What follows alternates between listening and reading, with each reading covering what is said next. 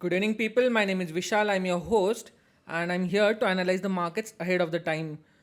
Let's see कि कल index किस तरफ मोमेंटम कर सकता है, कल के लिए क्या प्राइस एक्शन एक्सपेक्ट किया जा सकता है और कल मार्केट में सपोर्ट और रेजिस्टेंस लेवल्स क्या होंगे. टू बिगिन विथ, आज इंडाइसेस में वापस से गैप अप ओपनिंग देखने के लिए मिला, बट अनफॉर्चुनेटली आज भी ये गैप अप ओपनिंग सस्टेन नहीं हो पाया. अगर हम निफ्टी को देखते तो निफ्टी में कहीं ना कहीं हम अगर आप पॉइंट आउट करने लगे तो निफ्टी में आप देखिए यहाँ पर एक गैप अप ओपनिंग हुआ था, राइट. यहाँ पर एक गैप अप ओपनिंग हुआ था, फिर यहाँ पे एक बार गैप अप ओपनिंग हुआ. तो लास्ट 3-4 डेज 3-4 सेशन से कंटिन्यू गैप अप ओपनिंग हो रहा है.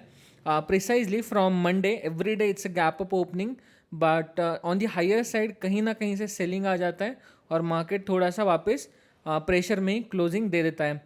सो पहले HDFC bank was one of the reason, अभी रिलायंस ने भी उसके साथ साथ थोड़े से हाथ मिला लिए हैं. रिलायंस में भी अभी डीमर्जर की वजह से थोड़ा सा वोलेटिलिटी ज़्यादा बढ़ गए हैं.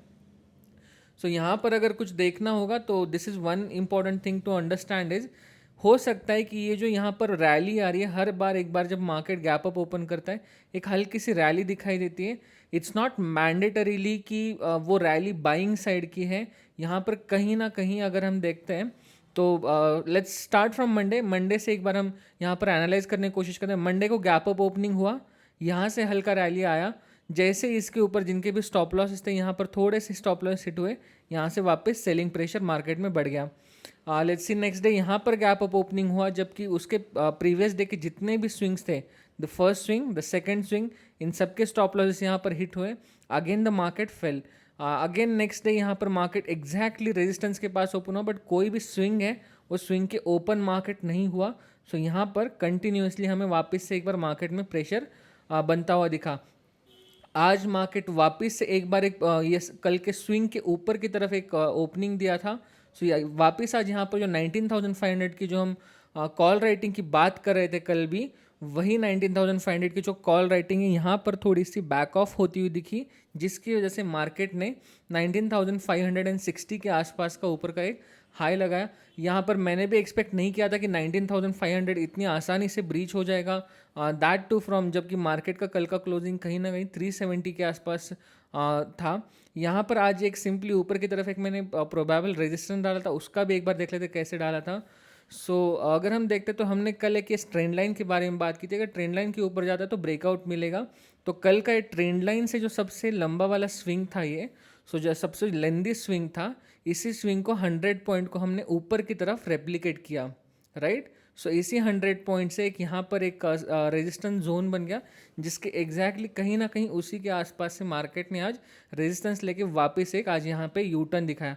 आज का वोलेटिलिटी काफ़ी ज़्यादा था मार्केट में, सो इसको कल के लिए हम थोड़ा सा प्लान करेंगे कि एक सेशन फ्राइडे का जो सेशन रहेगा थोड़ा सा बाइंग साइड पे हम कंजर्वेटिवली बाय करेंगे और सेलिंग के लिए थोड़ा सा ज़्यादा प्रीफर करेंगे. क्योंकि अगर आप देख रहे हैं तो भले ही मार्केट एक प्रीवियस डे का जो लो है वो आज नहीं तोड़ पाया, बट अगर हो सकता है कि मार्केट कहीं यहाँ पर फ्लैटिश ओपन होता है या फिर यहाँ से थोड़ा सा गैप डाउन ओपन होता है, तो हो सकता है मार्केट में सेलिंग कंटिन्यू हो जाए.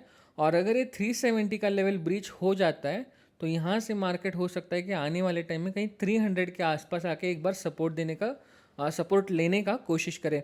अगर 300 ब्रीच होता है तो मार्केट के पास ये गैप एक ऑप्शन रहेगा, जो गैप क्लोज होने पे यहाँ पर मार्केट कहीं 200 के आसपास में एक सपोर्ट ले सकता है.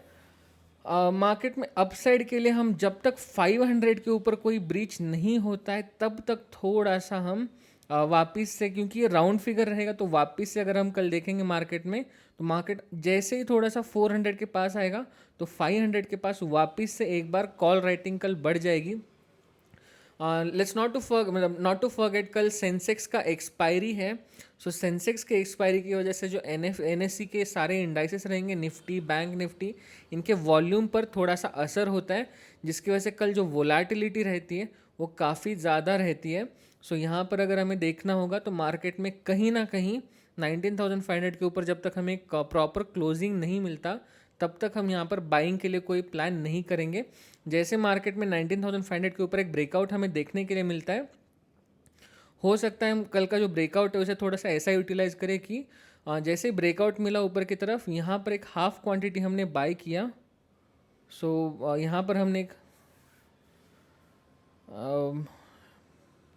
शायद कुछ इश्यू हुआ है ट्रेडिंग व्यू में, यहाँ पर एक हाफ क्वांटिटी बाय किया और यहाँ से मार्केट में थोड़ा सा वापस जब मार्केट यहाँ पर एक ऊपर नीचे की तरफ का एक स्विंग लगाएगा तो यहाँ पर मार्केट में हम वापस से जब एक यहाँ पर एक नीचे की तरफ का फॉल आएगा 19,500 के पास है कि हमारा फर्स्ट हाफ क्वांटिटी बाय हो जाना चाहिए। और जब 19,560 का लेवल ऊपर की तरफ ब्रीच होता है तब हम बची हुई क्वांटिटी यहाँ पर बाइंग साइड के लिए फिर लॉन्ग साइड के लिए प्रीफर करेंगे।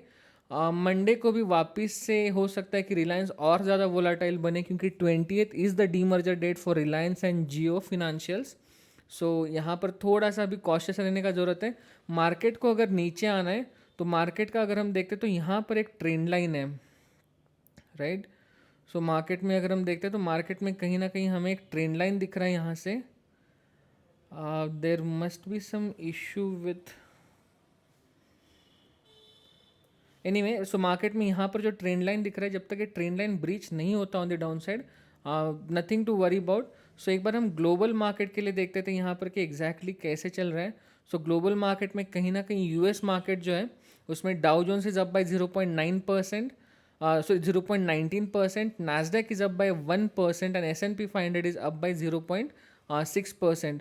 सो यहाँ पर यूरोपियन स्टॉक्स भी कहीं ना कहीं एक आध परसेंट के आसपास ऊपर की तरफ क्लोजिंग दे रहे हैं। और आज एशियन मार्केट्स में भी देखते हैं तो अच्छा खासा यहाँ पर एक रैली आया है। जैसे कि जापानीज़ मार्केट आज 1.5% ऊपर क्लोज दिया, Australian market was close 1.6% upside, Korean market was up by 0.6% at the close, Chinese markets were up by 1.26 and 2.6% respectively. बाकी यहाँ पर गोल्ड वगैरह में भी कुछ इशू नहीं है, तो कल हो सकता है कि यहाँ पर अगर रिलायंस और HDFC बैंक थोड़ा सा सपोर्ट दे तो मार्केट में एक अपसाइड मोमेंटम हमें बनता हुआ दिखे। बट जो अपसाइड मोमेंटम रहेगा वो अपसाइड मोमेंटम के लिए हम कहीं ना कहीं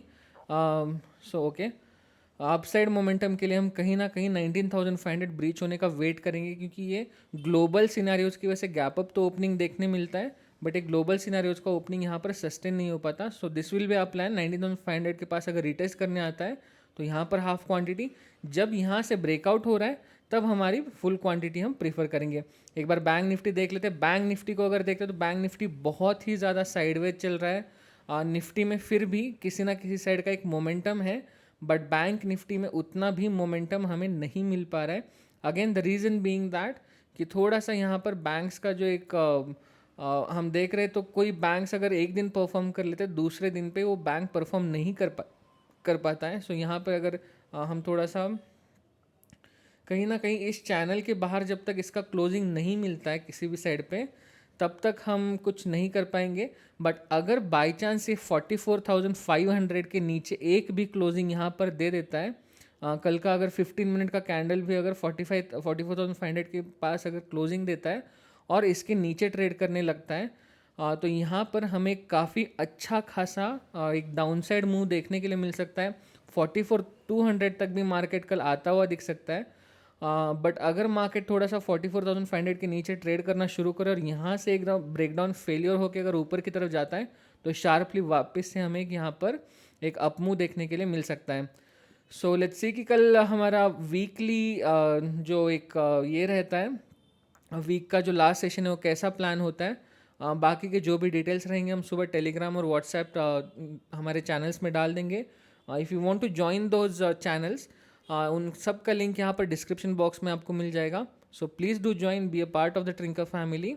with this I will take your leave, see you again tomorrow a day after with Monday's analysis. Until then, have a great session.